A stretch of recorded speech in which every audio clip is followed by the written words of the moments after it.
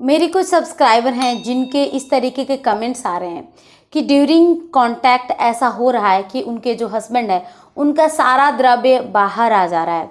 इस केस के कारण ही वो कंसीव नहीं कर पा रही है, उन्हें ऐसा लगता है।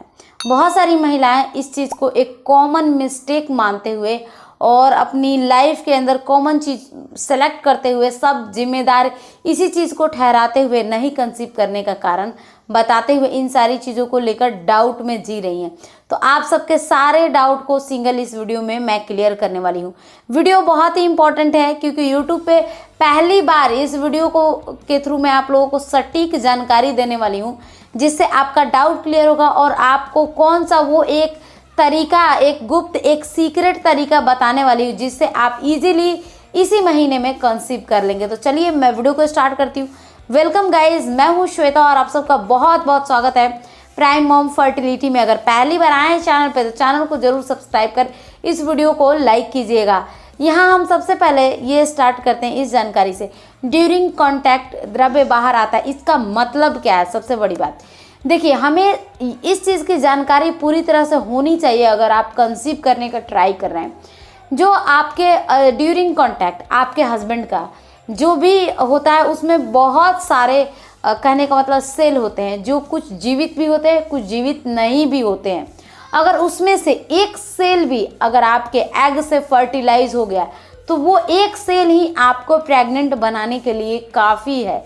इसीलिए घबराइए नहीं और परेशान मत होइए कि द्रव्य बाहर आ जा रहा है। इस केस में आप कभी प्रेग्नेंट नहीं हो पाएंगी क्योंकि ये सिचुएशन हर बार का है जितने बार आप कांटेक्ट कर रही हैं। तो देखिए, जो द्रव्य बाहर आता है वो क्या होता है, कैसा होता है? सीधी सी बात है कि जो द्रव्य बाहर आया वो सारे डेड सेल होते हैं, तो उनसे जो होगा वो एग फर्टिलाइज नहीं हो पाएगा। एग को एक ही सेल फर्टिलाइज करने के लिए सफिशिएंट होता है, इसलिए घबराने की ज़रूरत नहीं है। अब है कि कुछ तरीकों को अपनाना है, जैसा कि मैंने बताया सीक्रेट तरीका वो कौन सा है। कहने का मतलब है कि आप लोगों को ऑलरेडी पता होगा कि महीने के बीच वाले दिन आपका ओवोल्यूशन चल रहा होगा। ओवोल्यूशन में ही आपका जो बच्चेदानी का मुंह होता है वो ओपन होता है, और जब आपका सर्विक्स का मुंह ओपन होगा तभी आप माँ बन सकती हैं, उस टाइम में ही कांटेक्ट करने से।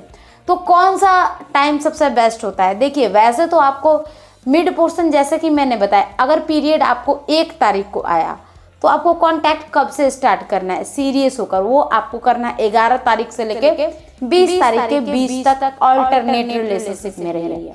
ऑल्टरनेट भी अगर आप रहती हैं, अगर मान लीजिए कि कल आपका बच्चेदानी का मुंह खुलने वाला है और आज आप रिलेशनशिप में, कल नहीं रही, हो सकता है परसों भी नहीं रही, या फिर परसों आप रही, मान लीजिए कल का दिन गैप गया और कल ही सर्विक्स ओपन था पूरी तरीके से, तो क्या इस केस में आप माँ बन सकती हैं? इस केस में भी आप बन सकती हैं।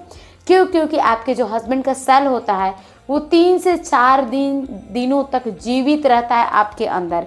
इसीलिए कहा जाता है कि घबराने की ज़रूरत नहीं है। ऑल्टरनेट भी आप रिलेशनशिप में रह के ईजिली आप कंसीव कर सकती हैं।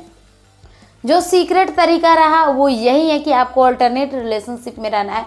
साथ ही साथ टिप्स आपको ऑलरेडी मैंने वीडियोस के थ्रू बता दिए हैं कि leg up the wall position करना है, कब तक करना है, ड्यूरिंग ओवोल्यूशन यानी 11 से 20 तारीख तक ही लेग अप द वॉल करना है, इसके बाद मत कीजिए।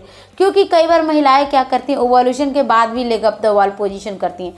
उससे क्या होता है, उससे फिर से उनका इम्प्लांटेशन फेल हो जाता है। क्योंकि आप सही जानकारी को सही चैनल से लीजिए, तब जाकर सारी चीज़ें सही होगी। आई थिंक गाइज आपके सारे डाउट क्लियर हो गए। मिलती हूँ मैं आप सबसे अगली वीडियो में, तब तक के लिए bye bye and take care.